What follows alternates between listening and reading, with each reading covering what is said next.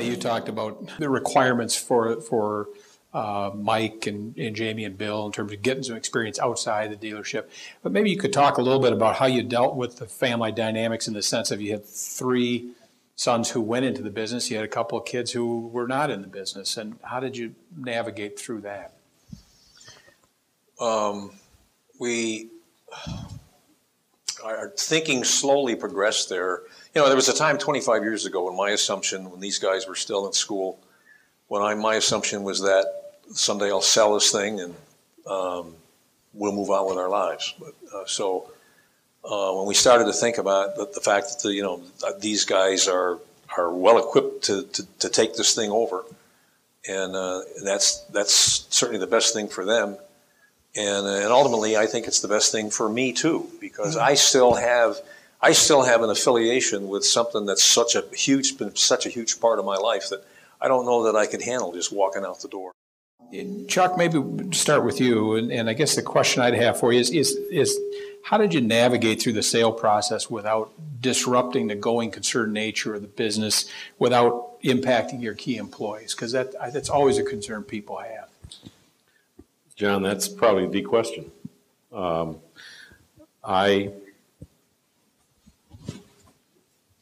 not only needed to do that, but I needed to be able to have a sounding board of people to help me define what I thought I knew, but sometimes one discovers that one question begs another and you don't know enough. So I retained some help. And the people that I contracted with helped me define better what our strengths were. They helped me improve any areas that were conceptually weaker, helped me quantify to a prospective buyer what I had to offer at Strata Design. All of that can be done without necessarily any help from staff aside from pulling information out of the computer. Tyler, what was your thought process? You're coming in, you're going to purchase a company. What was your thought process with regard to a role for Chuck, or was there a role, or the importance of having the former owner involved in that some element of the business? Mm-hmm.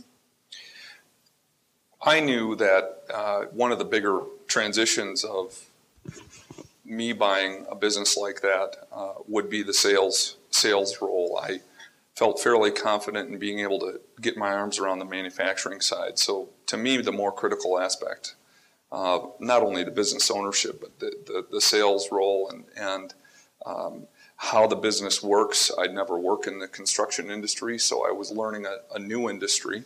Although we're a manufacturing company, you still need to know all the ins and outs of the construction business. So teaching me that was important, and so it was a must for me. I knew I needed to have that transition. Bob, there was a comment made earlier about just the kind of the emotional attachment. You've started something from scratch and you've built a business up. You go through this transition. As a founder, what are your thoughts in terms of advising people on how you can really step back physically and emotionally once that transition takes place? Well, I don't know that you can.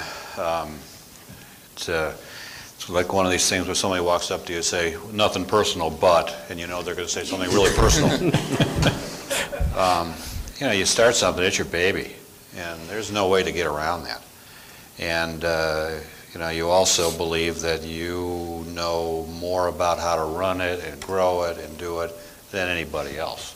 I mean, I've never met an entrepreneur who doesn't feel that way. And that's what makes them special. And I just think it takes a tremendous amount of, first of all, you got to pick the right person. Because if you don't pick the right person to hand it off to, then you got a big problem. Because then the culture, the values that you hope you've established in your company, they're going to outlive you, are going to go away. So I think that's the most important thing. Are you picking the right person to follow you? And if you whiffed on that, then you got a pretty big problem. But my, what I tried to do, not successfully all the time, was say, okay, this is going to be, some things can be done differently, many done better, and just keep your mouth shut. Transition issue, somebody seeks out your counsel, and they're interested in one key piece of advice you could give them, whether it's, again, transitioning within a family, whether it's selling a business, whether it's transitioning leadership. What would that one key piece of advice be? Mike, maybe start with you. Well, I'll take it from the perspective of the family. If it's more than one, if brothers or siblings are going to take over a business, I made a list of some key requirements that I think an owner we're going to transition to children are critical to make sure that this is in place. One is that those siblings have that healthy bond, that they truly not only trust each other, but like each other. Because when you work together, you spend an awful lot of time, not just time, but sometimes stressful times together. That it's not a competitive situation, that it's not a situation where two of the children are competitive with each other, but they complement each other. A willingness to share the authority, and I know that oftentimes is a challenge in transitions. Willingness to share the rewards, and I guess a willingness to share a lasting commitment to the business, as opposed to personal agendas. The ability to forgive, have a sense of humor, and have a sense of humility. So I think those are the things, because family dynamics are unique, and in a business, that's really that I can point to say what makes it and has made it work for us.